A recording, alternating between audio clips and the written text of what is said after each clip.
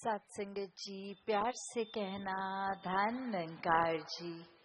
बराना के इस मैदान में जहाँ सभी सत्संग का आनंद ले रहे हैं और संतों की वाणी को श्रवण करके कि कैसे ये परमात्मा ने इस संसार के कण कण में अपना जहाँ अस्तित्व रखा है, वहीं ये इंसान ही है जो फर्क डालते हैं। कभी जात पात का फर्क, कभी एक अमीर गरीब का फर्क, कभी रंग का फर्क, कभी एक राज्य, एक भाषा, खान पान, ऐसे अनेकों फर्क नफरत के तो इंसान ने डाले कि किस तरह एक परमात्मा को भूलकर इस तरह जीवन को बना दिया है कि जो हमारे जैसे हैं वो तो अच्छे हैं, बाकी जो हमारे जैसे नहीं हैं वो अच्छे नहीं हैं। तो बात ये कि जब परमात्मा ही हर एक में एक बराबर है तो कोई अच्छा कोई बुरा कैसे है। हर कोई श्रेष्ठ, हर कोई प्यारा, हर कोई पूजनीय, हर एक में ही ये परमात्मा को बस देखना है। और ये नजर किस तरह मिलती है कि हर एक में ही अब परमात्मा नजर आए। तो पहले परमात्मा को जानना, ब्रह्म ज्ञान लेकर परमात्मा को जीवन में हर पल के लिए शामिल करके भक्ति करके, फिर जब ये प्यार हो जाएगा परमात्मा से तो हर एक से होगा। फिर ये नजर नहीं देखेगी कि कोई हमारे गांव का है तो ही ठीक है, कोई बाहर का है तो ठीक नहीं है। नहीं, फिर तो अपने पराये का भी फर्क मिट जाता है। अपना परिवार फिर कुछ एक गिनती के सदस्य नहीं, पूरा संसार ही अपना लगता है। हर एक से वही प्यार, हर एक के लिए प्रार्थना रहती है कि हर कोई अपने जीवन में जहाँ एक सामाजिक रूप में भी एक बढ़ाई प्राप्त करे, वहीं आध्यात्मिक रूप में भी हर एक का हर पल ये आत्मा की तड़प इस परमात्मा से मिलकर खत्म हो। तो संतों ने तो यही पैगाम दिया है कि जीवन में फर्क मिटाए जाएं। और ये फर्क सिर्फ एक अपनी असली पहचान जब हो जाती है, जब जान लेते हैं कि परमात्मा क्या है, कहाँ है। एक आत्मा जो मनुष्य शरीर में है अभी हमारे, ये पहले कहाँ थी, क्या थी, और बाद में शरीर खत्म होने के कहाँ जाना है। ये एहसास हो जाता है कि परमात्मा की ही उपज परमात्मा इस शरीर में भी और शरीर के बाद भी आत्मा परमात्मा में ही, जहाँ ये परमानेंट, ये हर समय विराजित है। तो वही एक निज घर भी है। ये एक होने की बात, एकत्व परमात्मा से स्थापित होने की बात, और फिर यही एकत्व एक मानव का दूसरे मानव के प्रति भी होता है। ये वननेस कायम होना, ये दीवारों की भी जो बात आती है, मनों में दीवारें हैं तो ये खुद ब खुद गिरती हैं। फिर ये कोई वो बात नहीं होती कि गिरानी पड़ती हैं, नहीं। जैसे एक अगर भोजन को नमकीन बनाना है तो ऐसा नहीं कि एक अलग कुछ करना है, वो नमक का उसके साथ मिलने से अपने आप ही नमकीन हो जाता है खाना।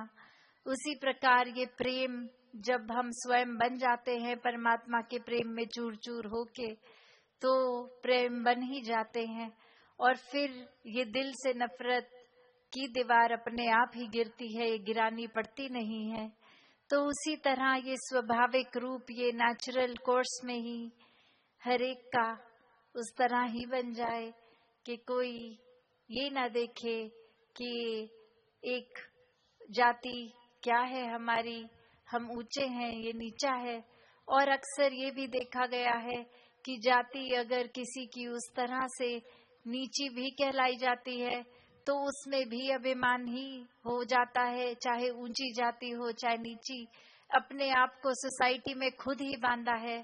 ये परमात्मा ने तो जातियां नहीं बनाई, परमात्मा ने तो सिर्फ इंसान बनाए।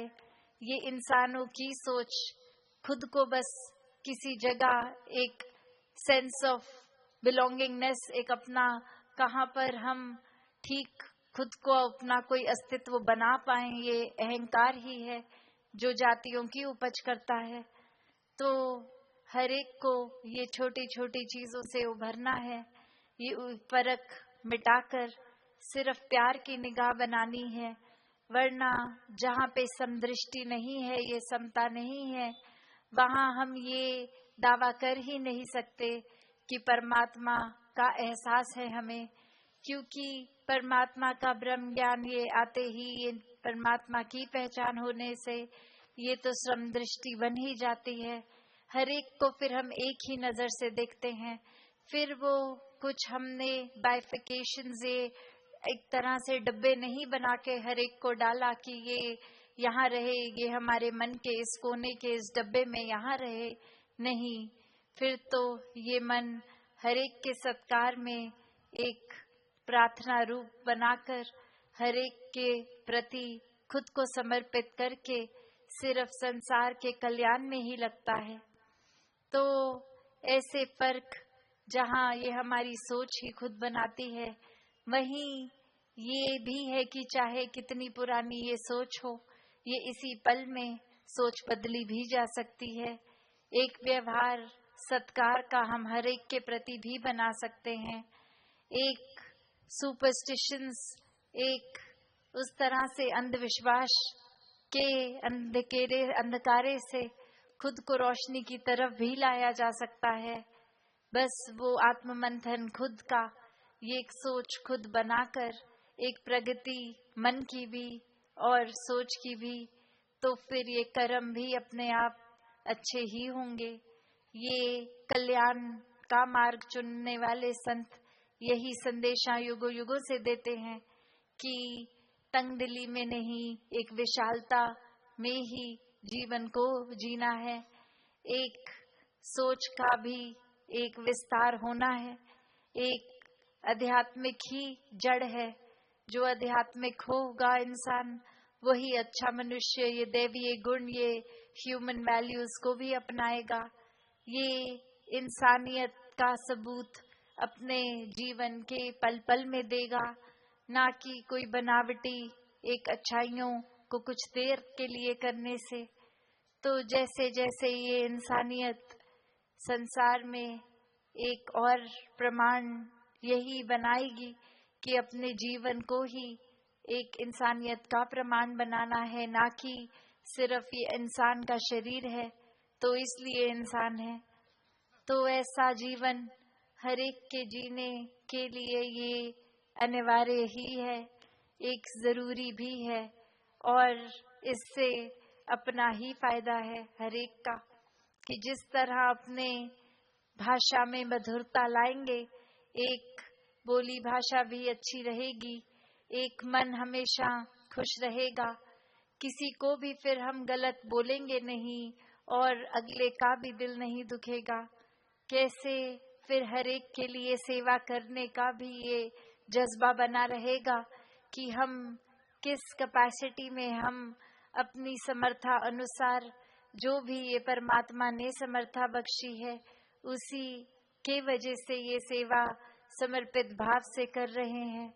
एक सत्संग के प्रति, एक संतों के संग के लिए हर समय मन ये खुश रहेगा कि कैसे ये और ज्यादा किया जाए, एक अच्छी सोच विचारधारा को जीवन में समान एक ऐसे लें कि ये मन रच जाए प्रभु प्रेम में ही, और फिर कैसे ये सुमिरन रूप की लड़ी भी चली रहती है, चाहे पूरे दिन में कुछ भी कर रहे हो, मन तो परमात्मा में ही है, काम चाहे जो मर्जी हो, और फिर वो काम भी अच्छा ही होता है जो परमात्मा के एहसास में होता है।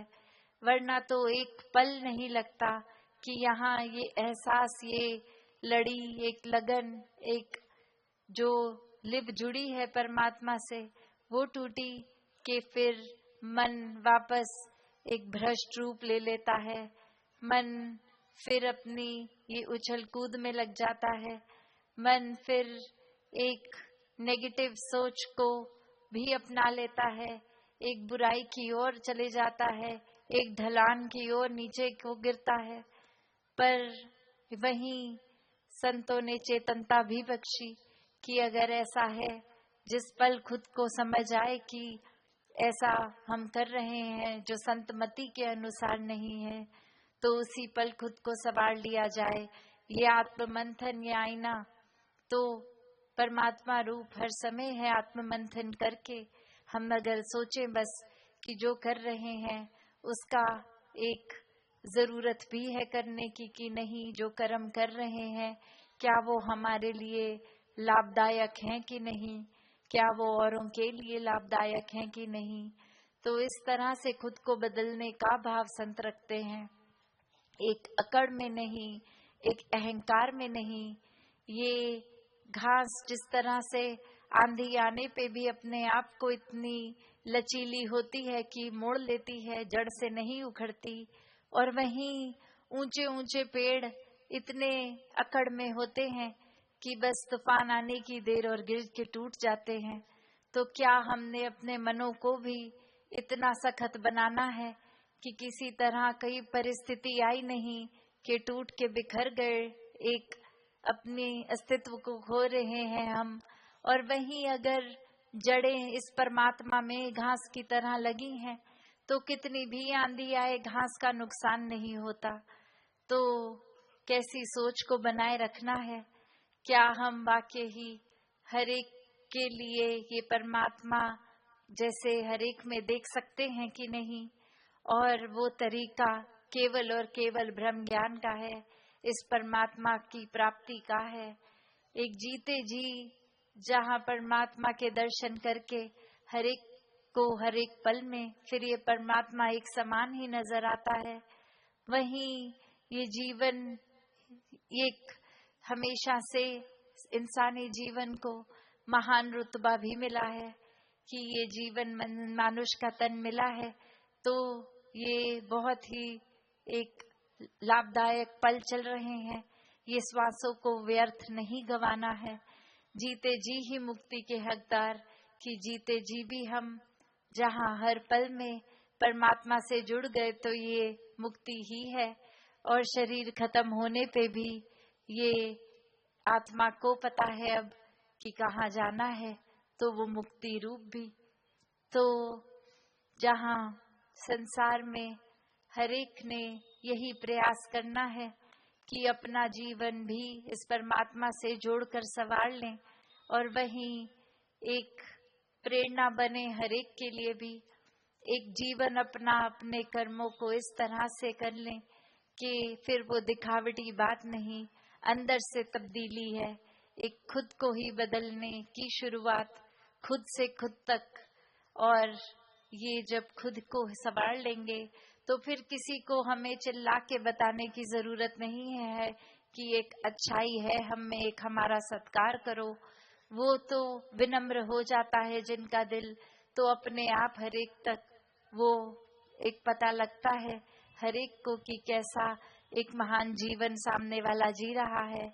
और तब ये मन में इच्छा भी नहीं रहती कि कोई हमारी प्रशंसा करे, हम इसलिए अच्छा जीवन जिए। नहीं, ये अच्छाई इसलिए मन में आए क्योंकि परमात्मा से प्यार है और परमात्मा के प्रेम में ही सब कुछ हो रहा है। तो फिर ये चतुर चालाकियां, ये कुछ चुनिंदा लोगों के आगे एक खुद का व्यवहार अच्छा दिखाने की इच्छा से नहीं, पर वाकई ही खुद के ही संवारने के लिए खुद पे मेहनत हो रही है। तो दातार कृपा करे हर एक पे कि ऐसे ही भेदभाव से हट के जीवन जिया जाए, प्यार में जीवन जिया जाए, एक संकीर्णताओं में नहीं, दिलों को सोच को विशाल करके जीवन जिया जाए। इस परमात्मा को जानकर फिर इससे प्रेम करते हुए हर पल जीवन का जिया जाए। ये जीवन की रिस्पॉन्सिबिलिटीज, ये जिम्मेवारियां भी हर कोई जहां बखूबी निभाता जाए, वहां एक ये रिस्पॉन्सिबिलिटी भी कि एक जीवन मिला है तो वो आध्यात्मिकता के लिए भी सबसे पहले एक मन हमेशा आध्यात्मिक होकर रहे, परमात्मा के इस जुड़ाव में, इस प्यार में रहे। एक सबसे पहले वो जिज्ञासा आनी भी, एक क्यूरियोसिटी कि परमात्मा कहाँ है। एक अंग संग है तो दिख क्यों नहीं रहा, तो ब्रह्म ज्ञान वही है कि ये रंग रंग में और ये बेरंगा भी, ये जो किसी भी परिभाषा से जोड़ लें, ना ये कटेगा, ना इसको अग्नि कुछ कर सकेगी, ना ये किसी तरह भी तब्दील होने वाला परमात्मा हर जगह जो कायम दायम है। ये जीवन में इसका दर्शन करके, इसके एहसास में रहकर फिर जीवन जिया जा सकता है। तो ऐसा जीवन हर एक को मुबारक हो। ऐसा जीवन जीने के हर कोई हकदार रहे। सत्संगत जी, प्यार से कहना